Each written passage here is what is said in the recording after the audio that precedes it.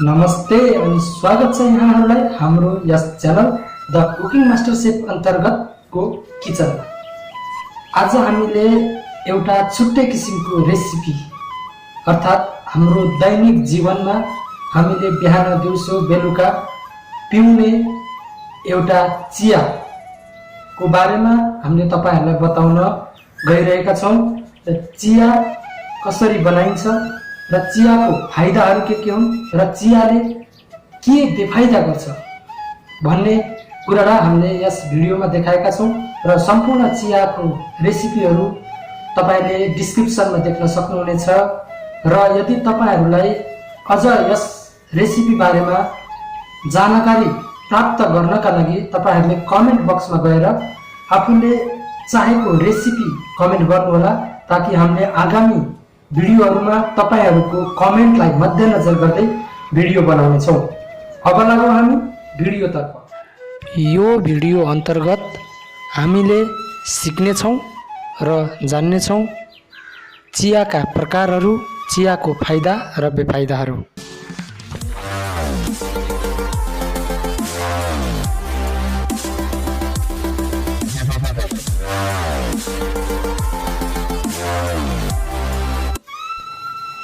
चुरोट, रक्सी, खैनी जस्तै प्राय मानिसहरूमा चियाको पनि छुट्टै लत अर्थात् बानी बसेको हुन्छ। कतिपय मानिसहरूको बिहानीको सुरुवात पनि चियाकै चुस्कीबाट हुने गर्दछ। संसारमा व्यक्ति अनुसार, ठाउँ अनुसार, देश अनुसार र मौसम अनुसारको विभिन्न चियाहरू बन्ने गर्छन्। त्यस्तै आज हामी केही चियाको प्रकारहरू, बनाउने रेसिपी अर्थात् तरिका र कुन चिया स्वास्थ्यको लागि राम्रो र कुन चिया स्वास्थ्यको लागि हानिकारक छ भन्ने विषयमा चर्चा गर्नेछौं। अब सुरु गरौं कालो चियाबाट।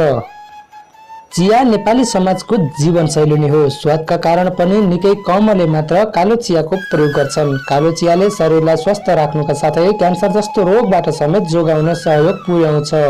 कालो चियामा भएको एन्टिअक्सिडेन्ट्सले शरीरमा भएको बोसोलाई कम गर्ने गर्छ, जसको परिणाम मानिस मोटोपनको शिकार हुन पाउँदैनन्।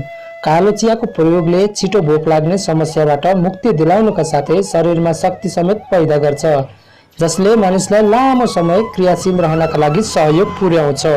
कालो चियाले शरीरमा भएको खराब कोलेस्ट्रोलको कम गर्छ। कोलेस्ट्रोल हार्ट स्ट्रोकका लागि खतरनाक मानिन्छ, त्यसैले नियमित रूपमा कालो चिया पिउँदा तौल र पाचन प्रणाली व्यवस्थित बन्छ, जसका कारण मानिसलाई हार्ट स्ट्रोकको खतरा कम हुन्छ। कालो चियाले शरीरको रोग प्रतिरोधी क्षमतालाई बढाउँदै लैजाने काम गर्छ। यसले साइनस, डायरिया, निमोनिया जस्ता रोग लाग्ने सम्भावनालाई पनि दूर गर्ने काम गर्छ। क्यान्सरबाट जोगिन कालो चियाले शरीरमा थाइरोक्सिन अर्थात् क्यान्सर बनाउन सक्ने कोशिकालाई हटाउने काम गर्छ। यस्ता कोशिकाको निर्मूलनले विशेष गरी मानिसमा ओभेरियन क्यान्सरबाट जोगाउने गर्छ। कालो चियाको प्रयोगले पेटको दुखाइ, ग्यास्ट्रिक जस्ता समस्याबाट पनि मुक्ति दिलाउने काम गर्छ। तर धेरै मात्रामा अथवा एक दिनमा 4 वा 5 कप भन्दा अधिक मात्रामा कालो चिया पिउँदा स्वास्थ्यमा समस्याहरू आउन सक्छन्। शरीरमा थकान र निन्द्रामा खटपटी पनि आउने गर्छ। मन्दाला चिया अर्थात् व्हाइट टी, चाइनिज मेडिसिन भनेर चिनिने मन्दाला विशेष गरी गाउँघरमा आँखा बारीमा पाइन्छ। यो चियाको नियमित सेवनले खानामा रुचि बढाउनुको साथै पेट सम्बन्धी सम्पूर्ण रोगहरू लाग्नबाट बचाउँछ। टाउको दुख्ने जस्ता समस्याहरूबाट मुक्ति पाइन्छ र यसमा कम मात्रामा क्याफिन र एन्टिब्याक्टेरियल गुणहरू छन्, त्यसैले क्यान्सर लाग्नबाट रोक लगाउँछ। त्यसैगरी यसमा क्याटेचन हुनाले कोलेस्ट्रोल र उच्च रक्तचापको स्तर समेत कम हुन्छ र प्रतिरोध क्षमतामा सुधार गर्दछ। यसले छालाको चमक पनि बढाउँदै लैजान्छ। यसको सेवनको फाइदा धेरै र बेफाइदा भने त्यति छैनन्, किनकि यसलाई एक हर्बलको रूपमा लिने हुनाले यो आयुर्वेदिक र स्वास्थ्यकर मानिन्छ। दूध चिया। सामान्यतया चिया भन्ने बित्तिकै आम साधारण व्यक्तिहरूले दूध चियालाई बुझिन्छ। दूध चियाको 10 फाइदा अर्थात् दूध चिया हाम्रो स्वास्थ्यको लागि राम्रो मानिनुको केही तथ्यहरू बताइएको छ। दुध चियाले शरीरको लागि शक्ति प्रदान गर्दछ किनकि यसलाई ऊर्जाको एक महान स्रोत मानिन्छ र तनाव कम गर्नुको साथै वजन घटाउनको लागि पनि त्यत्तिकै प्रभावकारी मानिन्छ। यसले मुड बनाउने अर्थात् फ्रेश बनाउने काम गर्छ भने बेफाइदामा यसको धेरै सेवनले ग्यास्ट्रिक बढाउने र भोक नलाग्ने, खानामा अमन हुने जस्ता समस्याहरू निम्त्याउन सक्छ। त्यसैगरी कागती अर्थात् लेमन टी, यसलाई निम्बु पनि भन्ने गरिन्छ। निम्बु सबैभन्दा लोकप्रिय र बहुमुखी स्ट्रेस फलहरू मध्ये एक हो। यसको लोकप्रियता यसको स्फूर्तिदायी स्वाद र गन्धको लागि उपयोगी छ र यो थुप्रै व्यञ्जनहरू र अत्तरहरूको स्वाद लिनका लागि एक लोकप्रिय विकल्प हो। लेमनको रस पनि तौल घटाउने एक प्रभावकारी तरिका हो किनकि यसले शरीरको मेटाबोलिक दर बढाउँदछ। वजन घटाउने क्षमताहरूको लागि कागती प्रयोग गर्न खोज्नेहरूका लागि हरेक बिहान खाली पेटमा तातो पानीको साथ कागतीको रस अर्थात् चिया पिएर आश्चर्यजनक परिणामहरू ल्याउन सकिन्छ। तौल घटाउने फाइदाहरूको साथसाथ हरेक बिहान कागतीको साथ तातो पानी पिउनाले कलेजोको सफाई र फोहोर र विषालु पदार्थहरू बाहिर फ्याँक्नका लागि अत्याधिक राम्रो हुन्छ। साथै पाचन प्रक्रियामा समेत सहायता दिन्छ। तौल कम भएको व्यक्तिहरूलाई भने लेमन टी त्यति फाइदाजनक मानिँदैन। मिन्ट अर्थात् पुदिनाको चिया, हर्बलको रूपमा प्रयोग हुने पुदिना अब चियामा राखेर सेवन गर्नाले पाचन प्रक्रियामा सजिलो हुन्छ, जस्तै ग्यास, ब्लोटिङ र अपच, तनाव, टाउको दुखाइ र माइग्रेनिस जस्ता समस्याबाट छुटकारा मिल्नुको साथै सास ताजा राख्छ।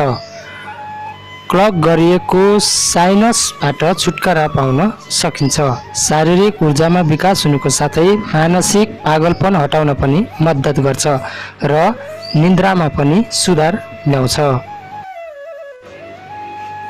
जिन्जर टी अर्थात् अदुवाको चिया, अदुवालाई पाचन सुधार गर्न र खानाको बढ्दो अवशोषणमा उपयोगी मानिन्छ।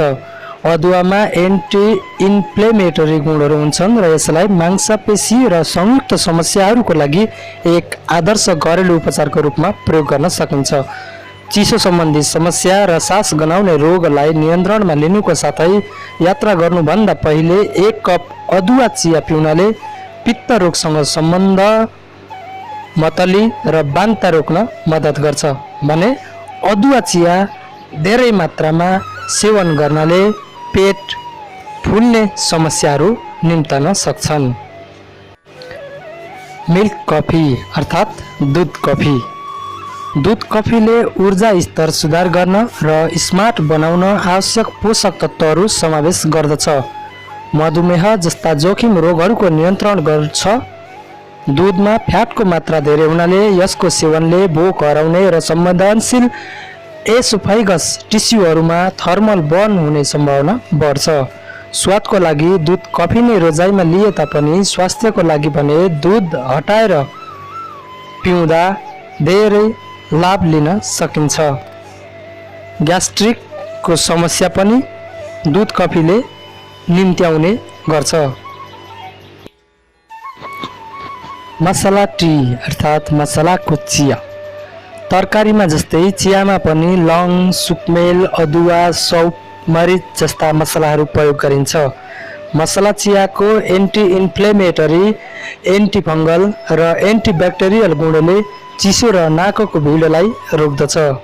रोग प्रतिरोधक क्षमता बढाउने लङ र अदुवाले तपाईलाई कफ टाढा राख्नमा मद्दत गर्छ र मसला चियाको स्वादमा पनि वृद्धि गराउँछ।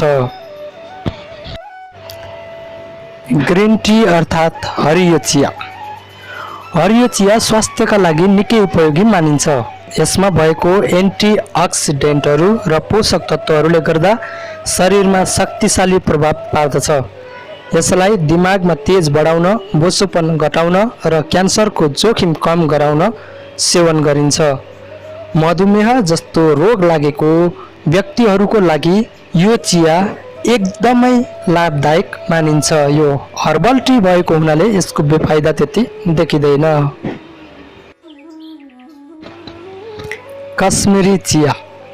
हरियो चियाको पातहरू, हरियो इलायची अर्थात् सुकमेलको भित्रको गेडा र भुइँ इलायची, सोडाको कार्बोनेट, ताजा पूर्ण क्रिम दूध, पस्ता, बदाम र पानी मिलाएर बनाइने भारत र पाकिस्तानको कश्मीर भन्ने ठाउँबाट आएको कश्मीरी काहवा चिया साँच्चै नै स्वादिलो चिया हो।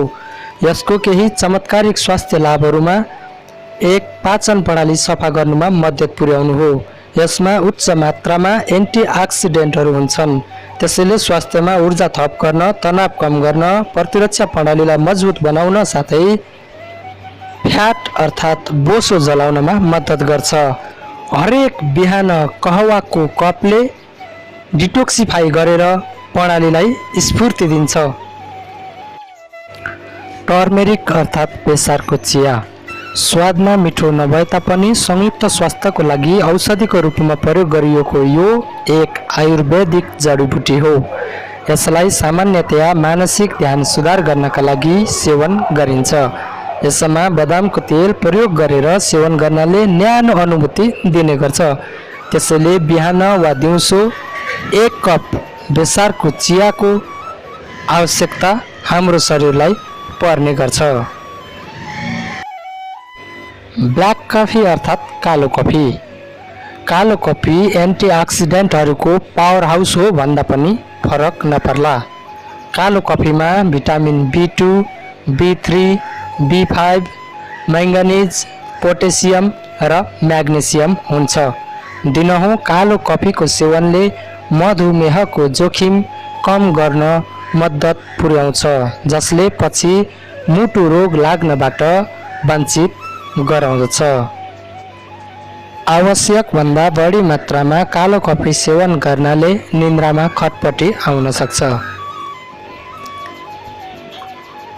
आइस चिया।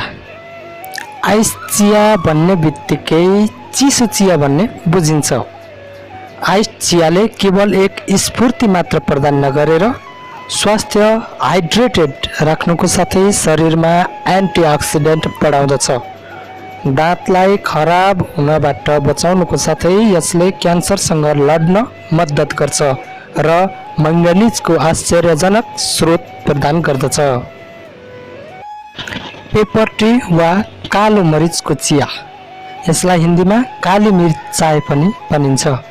मरिचको धुलो राखेर बनाइएको चियालाई पेपर टी भनिन्छ। यसमा लेमन अर्थात् कागती राखेर पिउनाले स्वादमा मिठास ल्याउनेछ। यसको सेवनले टाउको दुखाइ, चिसो र खोकीको नियन्त्रण गराउनेछ। विशेष गरेर यो चिया जाडो मौसममा पिउने गरिन्छ, जसले गर्दा तातो भएको अनुभूति हामीले प्राप्त गर्न सक्छौँ। तपाईहरूको सन्तुष्टि नै हाम्रो चाहना।